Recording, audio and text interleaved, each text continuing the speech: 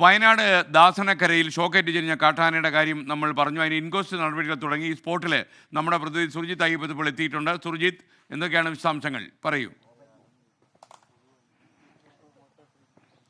SKN ദാസനക്കരയിലെ സംഭവം ഉണ്ടായ സ്ഥലത്താണ് ഞാൻ ഇപ്പോൾ ഉള്ളത്. ഈ കാട്ടാന ഒരു കൊമ്പനാനയാണ് ഇങ്ങനെ ഷോക്കേറ്റ് ചെരിഞ്ഞിരിക്കുന്നത്. ഇത് വയലോട് ചേർന്നുള്ള മേഖലയാണ്, കവുങ്ങിൻ തോട്ടമാണ്.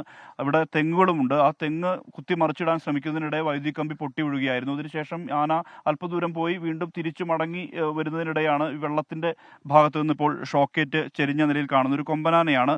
ഈ മേഖല എന്ന് പറയുന്നത് നിരന്തരം കാട്ടാനകളുടെ ശല്യമുള്ള മേഖലയാണ്. വനംവകുപ്പ് ഉദ്യോഗസ്ഥർ സ്ഥലത്തെത്തിയിട്ടുണ്ട്. പുൽപ്പള്ളി റേഞ്ച് ഓഫീസർ കൂടിയായിട്ടുള്ള അബ്ദുൾ സമദിന്റെ നേതൃത്വത്തിലുള്ള സംഘമാണ് ഇവിടെ എത്തിയിട്ടുള്ളത്. അവർ ഇൻക്വസ്റ്റ് നടപടികളിലേക്ക് കടക്കുകയാണ്. പോസ്റ്റ്മോർട്ടം ഇവിടെ തന്നെയാകും.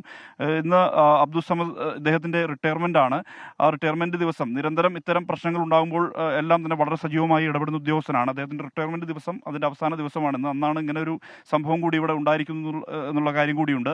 എന്തായാലും ഇതുമായി ബന്ധപ്പെട്ട് ഇവിടെ ഇപ്പോൾ നിലവിൽ ഇൻക്വസ്റ്റ് നടപടികൾ സ്വീകരിക്കുന്ന ഒരു നിലയാണ്. നേരത്തെ ഈ അമ്മാനി എന്ന് പറയുന്ന പ്രദേശത്ത് സമാനമായ രീതിയിൽ തന്നെ ഒരു കാട്ടാന ഷോക്കേറ്റ് ചെരിയുന്ന സ്ഥിതി ഉണ്ടായിരുന്നു. അതൊരു വീടിനോട് ചേർന്നുള്ള തോട്ടത്തിലായിരുന്നു അമ്മാനി എന്ന് പറയുന്ന പ്രദേശത്ത് ഇങ്ങനെ ഒരു സംഭവം മാസങ്ങൾക്ക് മാത്രം മുമ്പ് ഉണ്ടായിട്ടുള്ളത്. നിരന്തരം കാട്ടാനകൾ ഇറങ്ങുന്ന ഒരു പ്രദേശമാണിത്. ആ പ്രദേശത്ത് ഈ കൃഷിയിടങ്ങൾ വിളകൾ നശിപ്പിക്കുന്നത് ഉൾപ്പെടെയുള്ള പ്രശ്നങ്ങൾ നാട്ടുകാർ ചൂണ്ടിക്കാണിക്കുന്ന ഒരു സ്ഥിതി കൂടി ഉണ്ടായിട്ടുണ്ട്. ഇതിനിടയിലാണ് ഇങ്ങനെ ഒരു സംഭവം കൂടി ഇവിടെ ഉണ്ടായിരിക്കുന്നത് എന്നുള്ളതാണ്. ഇവിടെ റെയിൽ ഫെൻസിങ്ങും മറ്റ് സോളാർ ഫെൻസിംഗ് ഉൾപ്പെടെ നടപടികൾ മുന്നോട്ട് പോകുന്നുണ്ട്.